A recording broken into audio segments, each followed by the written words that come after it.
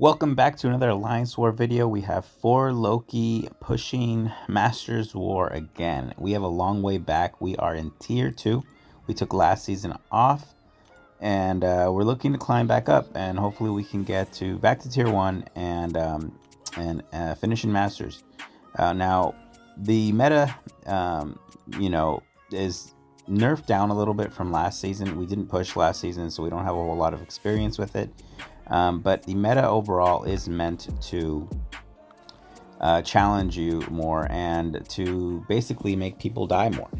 Kabam wants to get people less focused on the death counts and just enjoying the game. However, it's hard to enjoy the game when you have to heal somebody up 100k health with these little 9k pots. But my team is Professor X, Wags, and Mantis. You saw me pick Killmonger for a second there because I have this Morbius fight on Path 5, and I took it in the off season, and it actually went rather well, but decided to go with Mantis, basically to nuke him, and we'll get to that fight a little bit later. But my path is Path 5 in Section 1. I have that America Chavez, and this Nova, so a rank 3, and then a rank 5.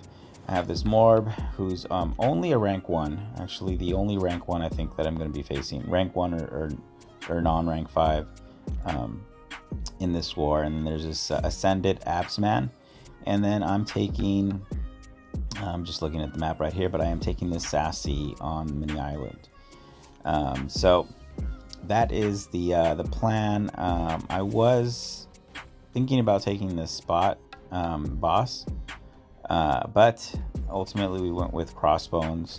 Professor X is not a global attacker, so I basically have to rely on the AI throwing heavies and with Bubble Shield, and I can't let them throw a special in order to get to my SP3 loop, which can be, kind of difficult with today's AI that we're dealing with. But first up, I have this America Chavez, and I'm not running class boosts, simply because if she has a negative zone up, it'll actually reverse my power. So I won't be able to spam SB3s. And with her AI, there she goes. It's kind of difficult to say when she will or when she won't be throwing heavy attacks. So at this point, I have a Wags pre-fight on here so I can parry and charge my mind control charges. And here I'm just waiting out the negative zone as best I can. I'm trying to just have it fall off. And hopefully it's off by the time I push her to an SB2. So I'm at 93 charges here. I did use an invulnerability boost just in case I do push her to an SB2 and she has a negative zone up, which would make it unblockable. But there I took that on the block, and I'm like, okay, that definitely hurt from a rank 3 7-star. And now I am fully ramped, SB3 locked in, 100 charges, and the protection down. And at this point, I am running, I think I'm running max recoil, just because she is beefy and I don't have any ramp on my X. We will see here when I throw this. So she throws a heavy randomly. I throw that SB3, and yeah, I did lose quite a bit of health there. But ultimately, the best thing about this is that America Chavez is dead. So I do need 3 fights, or I do need some fights before I get to Sassy. I'm going to actually only have 2, so I'll have 3 persistent charges for Sasquatch, because this fight I'm doing with White Nito. I'm not using a pre-fight here, so I have I used one before, but I'm not using one here, so I'll actually get 3 charges back, 1 for his SIG, 1 for winning the fight, and 1 for fighting a metal opponent. White Nito's great for Nova because he, unlike his twin red mags, he reduces combat power rate. So those hits right there are actually giving Nova less power, which kind of helps because as he dashes at you, he gains power already. So the plan basically is to knock him down. You see my my 70% ability actually reduction actually remove the node. I don't have the Fury either, but he doesn't have the protection. So at this point, I'm like, okay, I'm just going to bait SB1s and just get him down that way and just kind of chip away. I did throw the SB1 to hopefully get to an SB2 and get a big degen on him. Use my relic here, and I want to throw it. I have 4 prowess, 5 prowess there, and that's big. I take that on the block. I try to dex the last hit, but it doesn't really matter. He's ticking away. So ultimately very safe. My only white needle fight's an R4. I did think about taking him to rank 5, but I'm really hoping to make him a 7-star. I really am hoping. Although I used an awakening gem on my wags back when they were kind of scarce still, because I do like having that extra charge per his sig. So I would love a 7-star, but I would want him duped. But tomato. Now we're on to this Morb.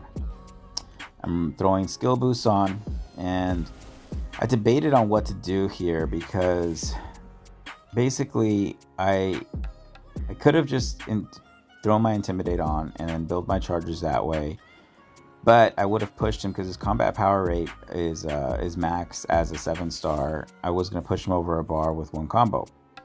So I opted to get an intercept early, do like a 3-4 hit combo, and then intercept to get a taunt up, then push him over a bar, and then obviously bait out that first special with a PS1. Then I could I need to remove that glide. So here I go for the intercept, and he light intercepts me. So I'm like, oh, okay. So now I want to get I don't have an intercept, so I don't remove the protection. I get an intercept there, and I'm stuck in the corner now. Now he has a glide, and I'm like, you know what? I need to get out of this. So I throw my special 3, and I'm just like, this is bad. This is bad. His glide and the way it interacts with your deck, sometimes he catches you, so it's just really frustrating. I took this with Killmonger before, and it was much easier because you basically spam SB1s and you keep him in the corner and use your counter punch to intercept and just block all the specials because he's taunted all the time. I decided to push him red there. I was hoping that I could get some more emotions as I was fighting him, or as I was hitting his block before he threw that special 3. I knew I could survive this, but I only had 7 emotions there, and so here I throw my relic, and then I'm going to sleep him and throw my special 2, and it doesn't do quite enough. Here he's at a special 1, so I'm like, you know what, I'm gonna throw the special 2 again, and I'm just like, man, I really needed to get to another bar of power. And looking at it there, I probably could have pushed him, throw my Intimidate up, and got some emotions, and that last SB2 could have probably killed him, but I just never lined everything up, and it was the first war back with us pushing, and there goes my first death of the season. I'm trying to get accustomed to the idea that we will die more, and since we are in tier 2, I do want to use these wars kind of as a warm-up for the second half of the season to just iron out what I want to do with my champs and how I want to do it. Now you see I didn't fully boost here because of how the season's going to go and how we are going to die more. We changed our minimum healing to 70%. I actually was going to do 40%, but because I thought I could kill him with that, but he went down just fine. Rather frustrating because I could have saved that death multiple times. Just wasn't really comfortable with the attacker I chose. Keep in mind that I do help plan, so I could have opted for anybody at that point, but it's okay. So now we have this abs man, and I'm placing a white Magneto pre-fight here, and I'm going to basically just parry heavy and build to my special 3. I don't want him to refine his form because it'll hurt in the block. So here I want to just keep ramping. Ideally, I push him to an SB2, 2 bars, and there I should have pushed him to an SB2. I wanted to get 1 more charge up. So here he's gonna throw this special 2. Come on, he's just holding it right here. But as long as I'm not cornered, I'm all right. And then I want a heavy charge to cancel it.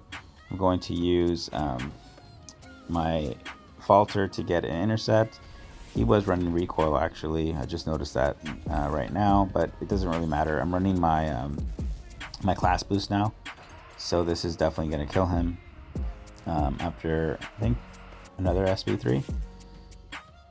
Yeah, he's at 46%, and the protection's down, but this fight went really smooth. And so far, the total items that I used is 3, not counting the 40% on just for that Mantis fight. So I do want to be aware of what my you know, item usage is, because the loyalty is going to dwindle down through the season.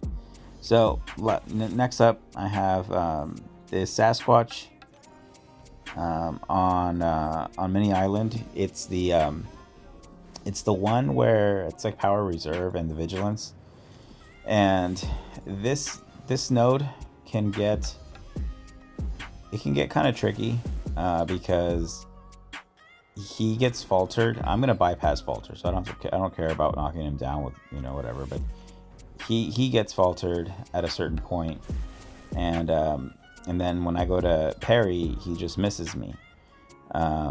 And he also gets a vigilance buff up, so he can miss, you know, he can bypass my miss mechanic. So plan is the PS1 and just get to 100 charges, because if he goes into Wrath Power Reserve, it's all bad.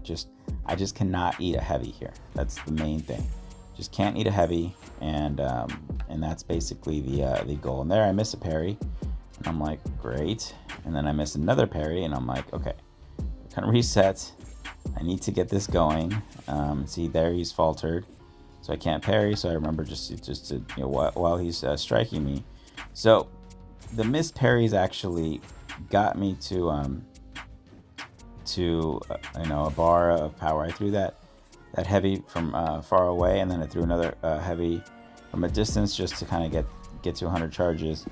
I did not like the way I played this. I could have just baited that last special too, but I did want to get more damage, more potency on my prowess, because he's at a higher you know, bar level. Ultimately, this Sasquatch has about a 550k health, even with 3 charges.